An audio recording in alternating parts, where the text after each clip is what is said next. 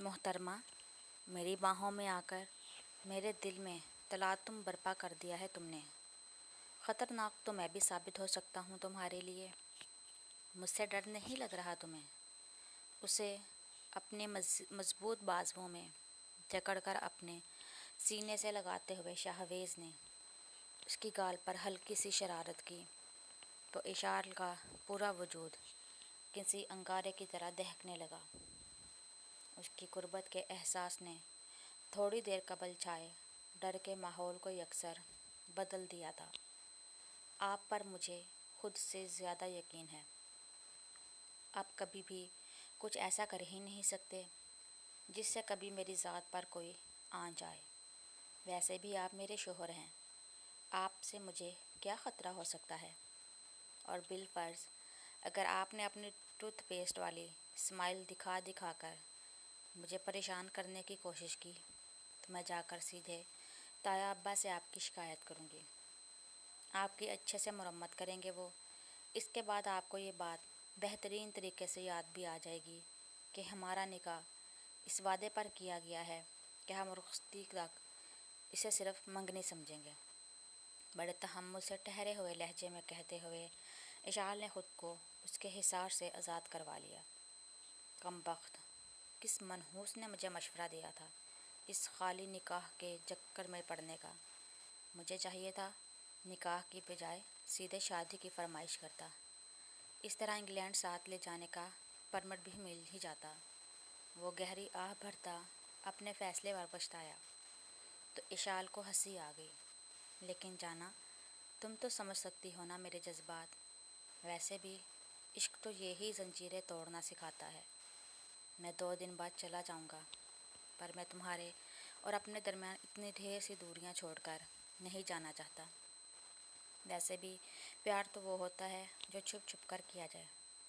तुम तो फिल्मी किस्म के रोमांस की यूं भी बड़ी दीवानी हो। वह धीरे धीरे बोलता उसकी धड़कनों पर वार कर रहा था, साथ ही उसे कलाई से थामकर वापस अपने करीब भी कर लिया।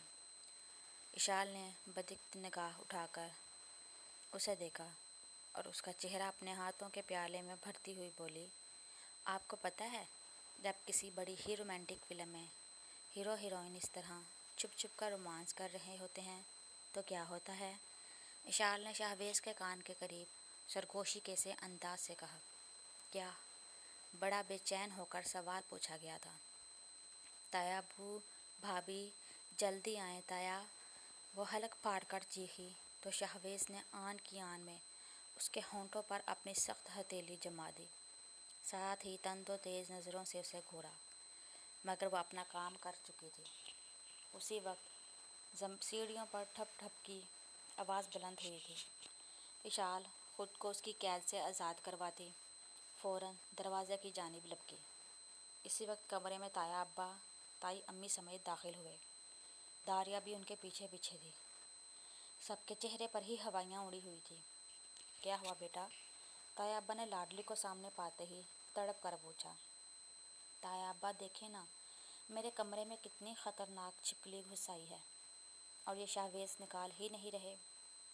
उसने मासूमियत के तमाम रिकॉर्ड तोड़े। शाहवेज़ ने लाख आंखें दिखाई मगर असर नदारद। हद करती हो तुम भी, इतनी बड़ी हो गई हो मगर अकल नाम को नहीं। एक इतनी सी बात के लिए आधी रात को चीखो पुकार मचाकर सबके दिल हिला दिए तुमने, बेवकूफ़ लड़की। ताई अम्मा उसकी हरकतों से अक्सर खफा खफा ही रहती थी। अरे भाई, क्या हो गया है लुबना? रात के इस पहर भी आप बच्ची को डांट रही हैं। और क्यों भाई शाहवेज़, क्यों तंग कर रहे हो मेरी गुड़िया को? फ़ौरन छिपकली निकालो कमरे से बाहर।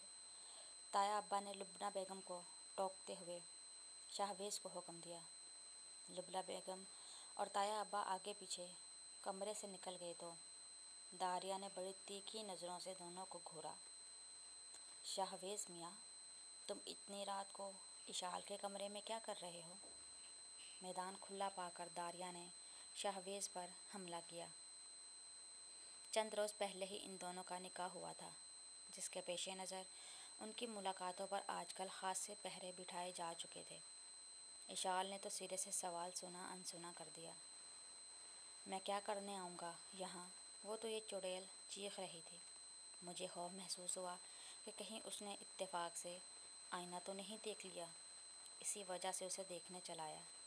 ایکسکیوز می مسٹر شہویز خان زادہ، اگر میں آئینہ دیکھتی نا تو مجھے پری نظر آتی، البتہ کہیں تم خود کو دیکھ کر صدمے سے نہ مر جانا، مچھر کہیں گے۔